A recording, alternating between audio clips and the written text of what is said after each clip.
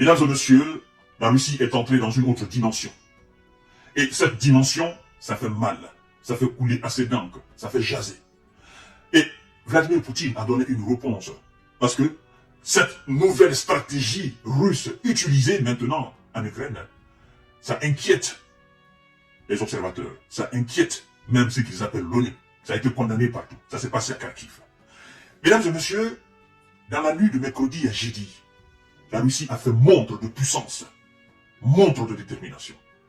Et vous savez, d'habitude, quand la Russie faisait des frappes sur des sites militaires, énergétiques, ça se limitait là. Mais cette fois-ci, c'est une autre méthode militaire utilisée. Il s'avère même que cette méthode, pendant qu'ils étaient dans leur cercle en tant que puissance mondiale, la Russie, les États-Unis, la Grande-Bretagne, la Chine, machin, que c'était interdit. Qu'on appelle la double frappe. Vous savez de quoi consiste-t-il? Double frappe. La double frappe, c'est on fait une première frappe, on laisse passer le vent 10 minutes, 15 minutes, pendant que les gens sont en train de se regrouper là où les secouristes, où l'armée est en train de quadriller le coin, ou pendant que des médecins ou voilà des ambulanciers, machin, tout le monde est en train de voir un peu qu'est-ce qu'on peut encore sauver, ou instantanément vient la double affaire, double frappe. C'est-à-dire, c'est la guerre à la guerre. La Russie aujourd'hui n'est plus dans les petits jeux, ne veut plus retarder l'échéance, quoi. C'est-à-dire que, voilà, non seulement on frappe les sites, et ceux qui viennent à la minute pour réparer ces sites, la deuxième frappe les atteint. Mesdames et messieurs, c'est monstrueux, ça fait peur.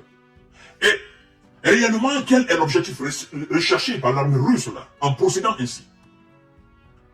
L'objectif est très simple. Décourager complètement et les militaires, et les pompiers, et les secouristes, tous ceux qui peuvent aller sur les sites de frappe. Parce que on ne sait pas. La première est venue. On ne sait pas quand est-ce que la deuxième va venir. C'est ça, au fait, la terreur dans la double frappe. C'est ça, au fait, voilà, c'est ça les conséquences de cette opération-là. Vous ne savez pas quand la deuxième frappe va venir. C'est pourquoi on dit que c'est interdit. Mais, quand on est en guerre, est-ce qu'on peut parler d'interdit? Non. Je crois que l'interdiction se trouve en ce moment dans la tête de ceux qui sont en train, n'est-ce pas, dans la tête des belligérants et des co-belligérants. L'interdit se trouve dans leur tête. Souvent, on parle d'armes conventionnelles, d'opérations conventionnelles. Mais la conventionnalité de ces opérations dépend des belligérants et des co-belligérants. Parce que, si réellement, les gens tenaient compte de ce qui est interdit dans une lutte, dans une guerre, dans un conflit, si les gens tenaient compte de cela, on se posait bien la question de savoir pourquoi les Américains ont largué la bombe nucléaire sur Hiroshima et Nagasaki. Sachant très bien que ce n'était pas une arme conventionnelle. Donc tout ce qui n'est pas conventionnel dans un conflit ne doit pas dans les conditions normales être utilisé. Tout ce qui est système de guerre qui n'entre pas dans ce qu'on appelle la convention, dans les conditions normales, ce n'est pas censé être utilisé. Mais puisque ça ne commence pas par la Russie, il y a eu une première, et qui n'est pas la Russie, mais écoutez, la Russie se dit chaque fois, vous parlez d'interdit, mais qui est-ce qui parle, n'est-ce pas, les bombardements des Américains sur les villes japonaises pendant la Seconde Guerre mondiale? Qui est-ce qui parle de cela? Qui est-ce qui dit que la bombe était interdite? D'ailleurs, il faut dire que c'était la première fois. Et ils savaient pertinemment les conséquences, n'est-ce pas, de cette bombe. Mais ils l'ont quand même fait. Et ils savaient parce qu'ils ont fait un essai, quelque part au Mexique. Ils ont fait un essai. Ils ont vu les conséquences. Ils savaient réellement ce que ça devrait entraîner comme conséquence. Mais ils l'ont quand même fait.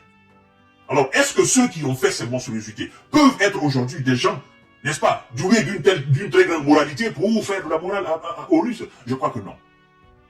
C'est pourquoi nous autres nous disons, écoutez, arrêtez toute cette mascarade. Parce que chaque jour, il y a toujours de nouveaux systèmes de guerre, de nouveaux systèmes de bataille qui va, n'est-ce pas, entrer dans la liste.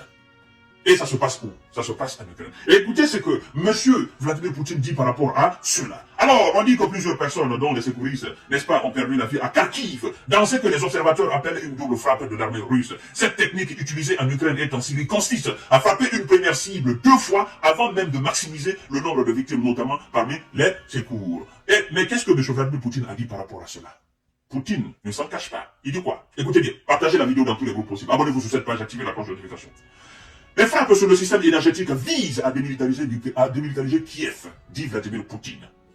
Dans le même temps, il a affirmé jeudi que les bombardements étaient une réponse aux récentes attaques ukrainiennes ayant ciblé des infrastructures en Russie. Et quand c'est l'Ukraine qui le fait, on l'applaudit. C'est un coup dur pour la Russie. On l'applaudit. On dit vas-y, continue. Mais quand c'est la Russie qui procède, ça fait mal. Le stylo change de main ou change de verbe. De l'autre côté, ça condamne. Et quand l'autre fait, on applaudit, on trouve que c'est bien. On trouve, ah non, ils ont porté un coup dur à la Russie. Mais quand c'est la Russie fait, on condamne, l'ONU condamne. Ça me fait rire, cette histoire de l'ONU. Mesdames et messieurs, partagez la vidéo dans tous les groupes possibles. Le président russe Vladimir Poutine a déclaré jeudi 11 avril que les bombardements meurtriers visant le réseau énergétique en Ukraine qui ont entraîné d'importantes coupures de courant visaient, n'est-ce pas, suivant l'objectif de démilitarisation de l'Ukraine fixé par Moscou. Il dit, je cite, « Nous partons du principe que, de cette manière, nous avons une influence sur le complexe militaro-industriel de l'Ukraine », a-t-il déclaré lors d'une rencontre au Kremlin avec son homologue biélorusse Alexandre Loukachenko. Dans le même temps, Vladimir Poutine a affirmé que ces bombardements étaient une réponse aux récentes attaques ukrainiennes ayant ciblé des infrastructures énergétiques en Russie, notamment des raffineries, voilà. Et vous savez, la fois dernière, M. Joe Biden, la Maison-Blanche, a interdit systématiquement à l'Ukraine de toucher aux installations énergétiques russes.